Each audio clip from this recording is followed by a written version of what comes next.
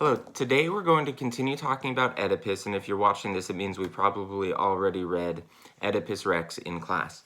I like to teach Oedipus Rex, or Oedipus the King, in class because it's really the quintessential Oedipus story, but it's part of a trilogy of plays about the House of Thebes, so Oedipus and his family, that starts chronologically with Oedipus Rex. The next one in the story is Oedipus at Colonos, which is a story about Oedipus as an older man. And the final one is called Antigone, and it's the story of one of the daughters of Oedipus. Well, today I want to read a translation of the chorus from Oedipus at Colonos.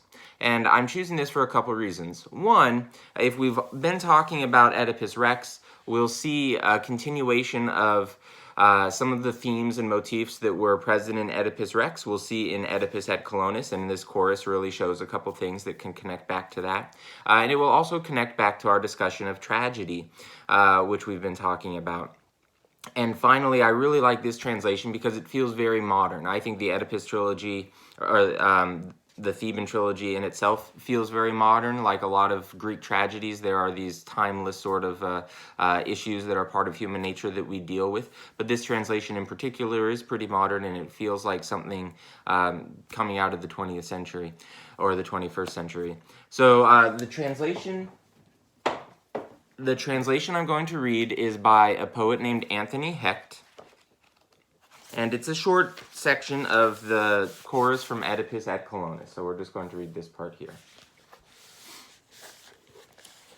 Chorus from Oedipus at Colonos.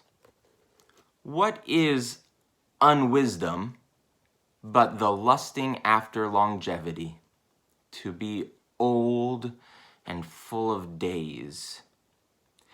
For the vast and unremitting tide of years casts up to view more sorrowful things than joyful.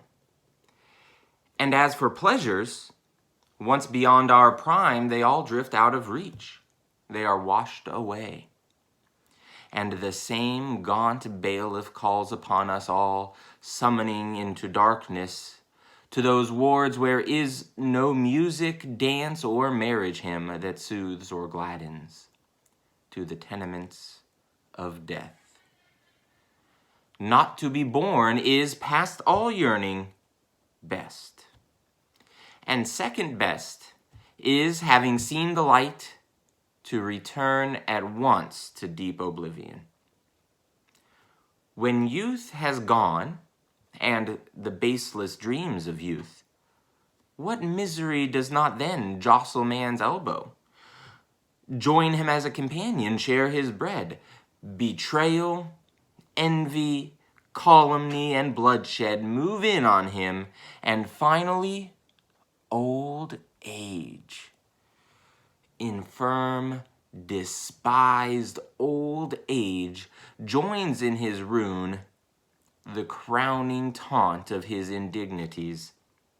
And so it is with that man, not just with me.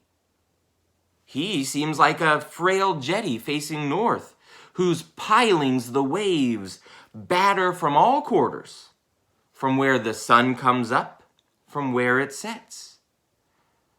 From freezing boreal regions, from below, a whole winter of miseries now assails him, thrashes his sides, and breaks over his head.